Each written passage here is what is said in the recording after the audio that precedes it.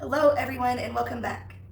If you're new here, my name is Candace and my channel has primarily been about my new cut flower farm that I started last year. I also do a lot of landscape gardening and just flower gardening in general, and then I do a lot of vegetable gardening and I like to share both of those on my channel also, but a lot of my videos are now about the cut flower garden. And sorry about my voice. I don't know why I keep losing my voice. I'm not sick. In this video, I wanted to share with you my 10 tips for growing Lysianthus from seed. I have 3 trays here that have Lysianthus at several different stages, and I wanted to show you what each of those look like, mainly just to give you an idea of what they look like when they first sprout, and then a few weeks later, and then a few weeks later after that. This is only my second year growing Lysianthus, but last year, my first year growing them, I had a ton of success, and I wanted to share my experience because Lysianthus is so intimidating because you hear everyone saying that it's so hard to grow it. But in my experience, it really isn't hard to grow. Its needs are a little bit different than most seeds in order to get them to germinate. And they do grow extremely slow. So if you're seed starting indoors, you don't have many grow lights, then maybe this is something that you don't want to start because it will be taking up grow light space for a very long time, but it's not difficult. It's not, something that, it's just not something that I think is extremely difficult. It's just a little bit different than, 90% of your seeds out there. Now, first I'm gonna show you, because the proof is in the pudding, I'm going to show you my 3 trays of Lysianthus just to show you, the success that I have starting them. And the only reason I have these 3 trays at these 3 different stages is only because I only have a very small amount of time to do things for the cut flower farm and for the gardens that I have when my husband gets off work, because it's really hard to do those things with kids running around. So what I did was started, 1 tray at a time. That way they're ready, every couple or every week or so, instead of, 300 Lysianthus plants being ready, all in the same day or in the same week. I just wanted to point that out because I don't want you to think I succession sowed them so that, I would have a succession of blooms, because in my experience, even the ones that I started like a month and a half later last year, they all ended up blooming with each other. They all ended up growing to their height that they grow to, and then they bloomed all at the same time. So first off, I want to show you this first tray that I have here, and I will put some close-ups on the screen once I go to edit this video, because it will probably be very difficult for you to see it like this. But this is a tray, a 72 cell tray of Lysianthus that I started on January 16th. So these are about a month old. It is currently February 13th, I believe. So you can see just how small they still are even after a month. This right here, that's actually a grass seedling. I had a lot of grass seed get spilled. I had a mouse get in my garage this winter, and a lot of it, my seed starting mix was right beside it. So I'm having a lot of grass seeds germinating in my trays right now, unfortunately. So I just got to get that out of there. But that is the 1-month-old Lysianthus. They are just now getting their first set of true leaves. And these 2 cells that you see right here, that's from my dog. He stepped on my trays the other day. So it's all sunken in right there, but they look like they're doing okay. This next tray is a tray of Lysianthus that I also had snapdragons in. So you can see these are all the ones that I popped out. And then those are all the ones that didn't have anything germinate. But you can see these are a lot larger. And these are about a month and a half old. So still very small for being a month and a half, but big enough to where you can actually see them. And then this last tray here is Lysianthus that I started 2 months ago. So this tray I started around December 13th, or exactly on December 13th. And you can see these are a lot larger. So, the more the time goes on, they do begin to grow a lot faster.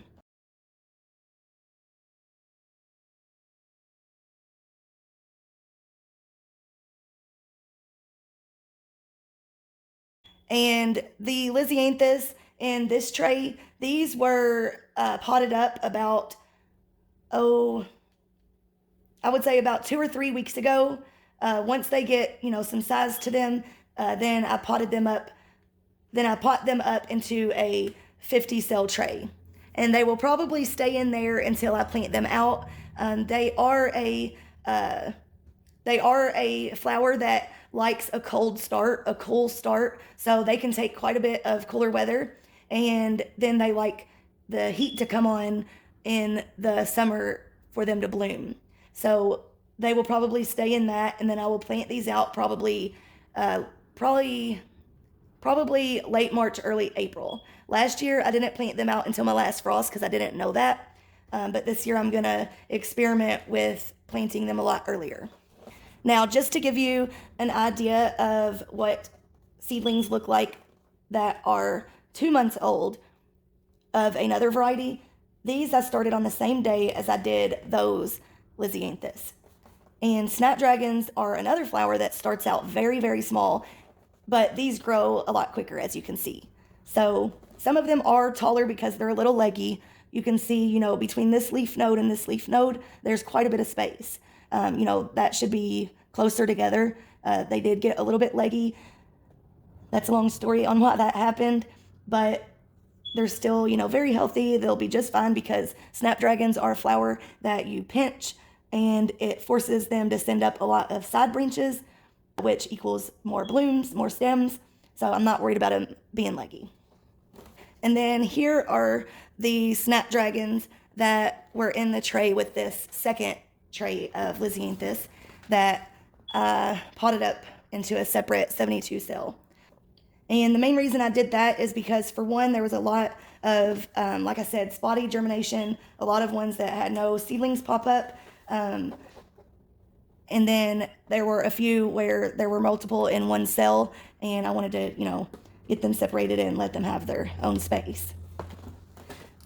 And then another reason is just the simple fact that they grow at different rates. So, these grow faster and, put on their second and third set of leaves faster. Therefore, they need fertilized before the Lysianthus and things like that. All right, so now I want to share with you my 10 tips. Some of them are tips. Some of them, I guess you could say, are steps to seeding Lysianthus. But I'm just going to include it all into one 10 things you need to do to have success with Lysianthus. And just a disclaimer, again, this is only my second year growing Lysianthus. I'm not an expert by any means, but I have had success, and I want to share that with you guys, especially if there's any of you out there that have wanted to grow Lysianthus for a long time but have been too scared, because these flowers are so beautiful, and when you see them in person, they're that much more beautiful. Last year, I had all but almost given up on them. I was afraid that I was wasting, valuable space and they were never going to bloom, and I almost pulled them up. And I'm just so glad that I didn't, because they're my favorite flower, I think. I don't know, maybe ranunculus is. It's hard to say, but you gotta give them a try if you haven't already. But I just want to say I'm not an expert. Some of this stuff I have gotten from, like Cicadas or Johnny's Seeds website, but some of these things are my personal opinion, so take that as you may. Now, first of all, if you don't know, Lysianthus, their seeds are extremely small, so they usually come pelleted, and they're usually going to come in a little vial like this, but they also sometimes just come in a regular seed packet like this, sometimes in like a little baggie inside of the seed packet. This one's actually in a vial, but it's just a lot smaller. It's just in a lot smaller of a vial. I almost didn't put them back in their seed packets, and I would have lost track of what variety these were. So if you are seed starting Lysianthus yourself for the first time, something I did last year was I wrote with permanent marker the abbreviation for what the variety was, so that if I took them all out, I didn't, not know what vial was what variety. But yeah, so you're likely going to have pelleted seed because they're like dust. If they aren't pelleted, it would be extremely difficult to seed them because they are so small. So tip number one, because they are so small, is going to be to use a very high quality, very fine seed starting mix. Seed starting mix.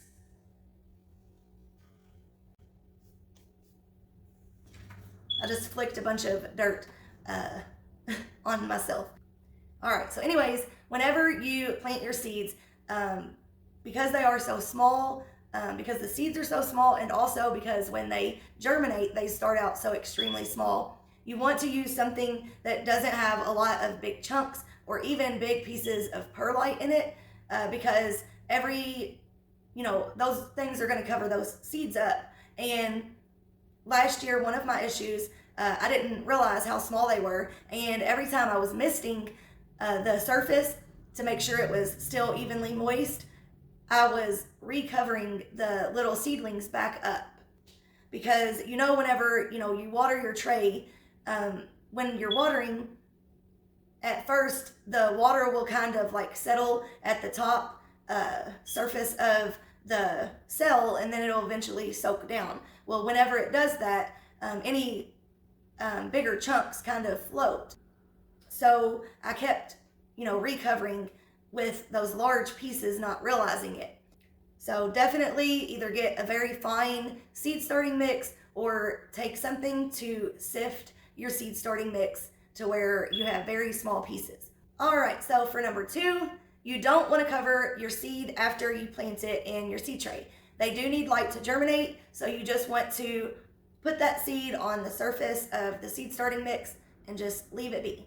Now, for tip number three, I'm going to contradict tip number two and tell you to cover your seed, but not with seed starting mix. You want to cover it with vermiculite. And you can use quite a bit of vermiculite, and it's going to look like you're covering that seed up, but somehow the light still gets to it just fine, and I still ended up with a very good germination rate with all of the varieties that I have sowed last year and this year. So don't worry, cover it with vermiculite. The two reasons you want to cover it with vermiculite, number one is since you are placing the seeds just on the surface of the soil, your grow lights and your fan, which hopefully you have a fan in your grow room, because that helps prevent algae growth, and that will also help your stems to kind of sturdy up. Those will both be kind of fighting against you to keep the surface of the soil mix wet. So if you put vermiculite on top, it helps to keep it moist. And then the second thing is it helps with algae growth. With Lysianthus, you usually have an issue with algae growth, but I'll talk more about that here in a couple steps. Tip number four is going to be to use a humidity dome. I use a humidity dome with all of my seeds while I'm trying to get them to germinate, just because it helps with retaining that moisture, which is super important when you're trying to get a seed to germinate. If it keeps going from being moist to dry, actually even once, if it goes to being dry, that can make the seed inviable. So you want to make sure that it stays evenly moist all the way up until germination, which for Lysianthus can be 14 to 21 days. In my experience, it's usually, it's pretty spot on within 12 to 14 days, but it can take a little bit longer, especially if you're not using a heat mat to keep the soil temperature, consistently at, say 70 degrees. That's usually what seeds like to be happy to germinate. I don't use a heat mat, but in my grow room, it usually stays about 75 because it's actually like a big closet where my grow room is, and there's a heating vent in the ceiling that blows heat every time our heat comes on. So I just don't find it to be necessary to use a heat mat. Now, tip number 5 is probably one of the more important of all of the tips that I'm going to share today. And that is going to be to keep the seed starting mix wet. Not just moist, not just slightly damp like you would for 99% of seeds. You want it to be wet, especially those first couple days. You need to mist it very heavily in order to get that pellet to dissolve. And then, in my experience, all the way up until the Lysianthus cracks out of that seed, you want to keep it very wet. I don't remember where I read it, but I read it in a group somewhere that they want to be very wet, and they actually keep water in their bottom tray, that the one that doesn't have holes in it. I don't do that, but I just mist them until they're wet. And yeah, I think that's one of the main reasons that people have issues with Lysianthus, is because they don't realize how wet they need to be to germinate. Because most seeds, you don't want to be wet, you just want it to be moist, because if it's too wet, the seed is going to rot. And that brings me to the algae issue and why it's so important to use vermiculite. Because you keep them so wet, that usually causes a lot of algae growth. Now, algae in and of itself usually won't, do any harm to your seedlings, but they can attract fungus gnats. And if if the fungus gnats lay eggs in the seed starting mix, then the larvae will feed on plant roots, and that can become a problem. Hello, it is Candace from the future. I am editing this video a few days later and realizing that I totally skipped over step number 6.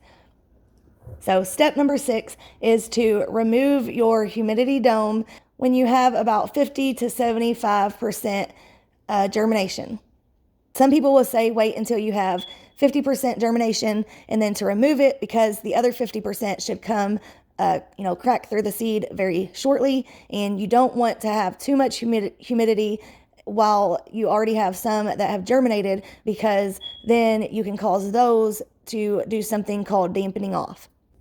I usually wait with Lysianthus until I have about 75%, just because in my experience, since they do take a little bit longer to germinate, sometimes you'll have some germinate around 10 days, and then you won't have some germinate until closer to 16 or 18 days. For tip number 7, I want you to pay very close attention to the color of your seed starting mix. Once your Lysianthus have germinated, you want to start letting the seed starting mix dry out just slightly in between waterings.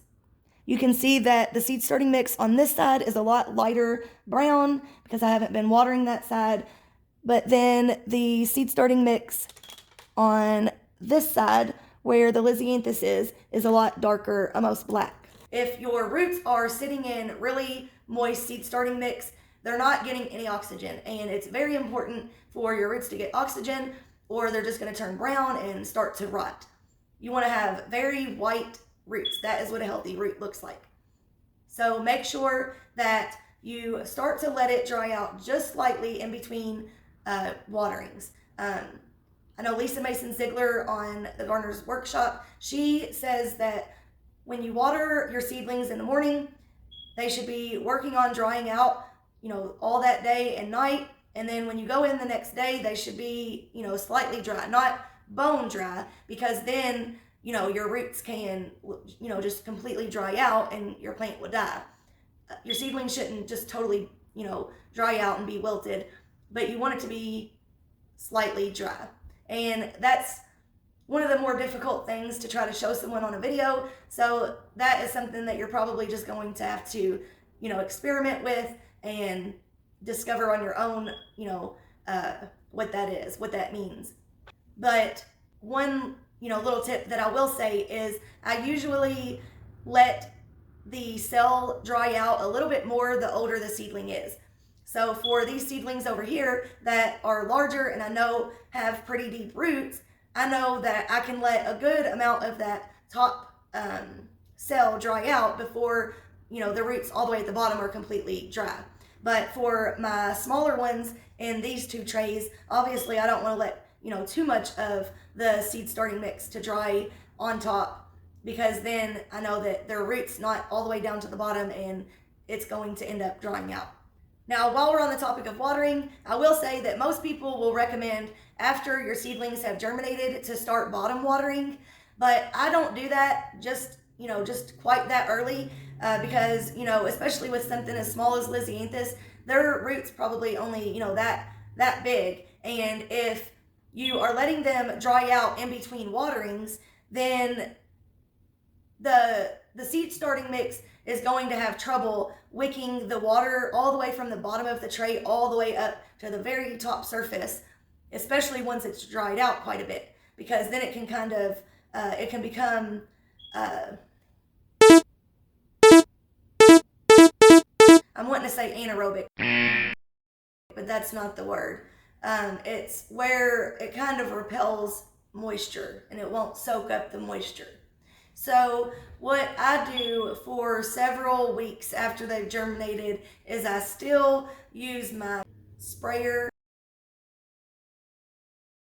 I still use my misting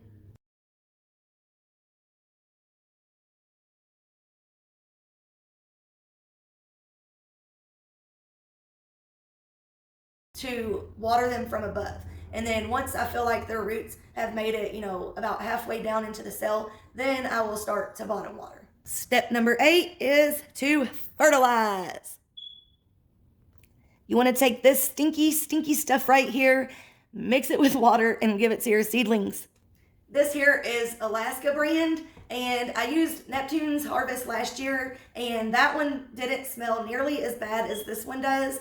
But the Neptune's Harvest is a little more expensive, so this year I went with this one because I got this one on clearance at my local big box store. But yeah, so once your seedlings, not whenever they've germinated, but actually not until they've put on their first set of true leaves.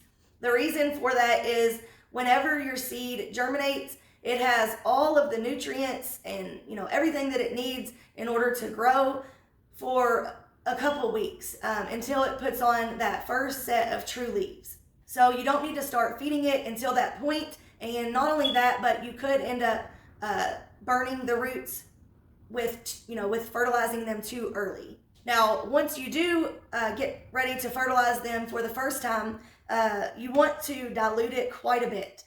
Some people dilute it just by like 50% the first time. If it says 1 teaspoon per gallon, they'll do a half a teaspoon. What I do is I divide it by, I think, 6. So this doesn't have instructions for seedlings. So, depending on what kind of crop, you do between 1 and 3 tablespoons per gallon of water. What I do is on all of my seedlings, once they're full grown, I usually do about 2 tablespoons per gallon of water. So whenever they are fresh baby seedlings, what I do is 1 teaspoon for every 2 gallons of water. So 1 teaspoon instead of a tablespoon, that's cutting it into a third. And then doing that for every 2 gallons, that cuts it in half again, so it's like 1/6. And then I'll do that for a couple fertilizing routines, and then I will do 1 teaspoon per gallon, so I'll do 2 teaspoons for that 2 gallons of water. Then I will, just slowly move up to the 2 tablespoons per gallon. Now on the bottle, it actually says to fertilize every 3 weeks with that fish fertilizer, but everyone that I've known to grow seedlings, they say that they fertilize every week. So what I do, I kind of go in the middle, and I do every 2 weeks, just to kind of play it on the safe side. All right, guys, we're almost to the end. If you've made it this far, thank you. Tip number 9 is to just be patient.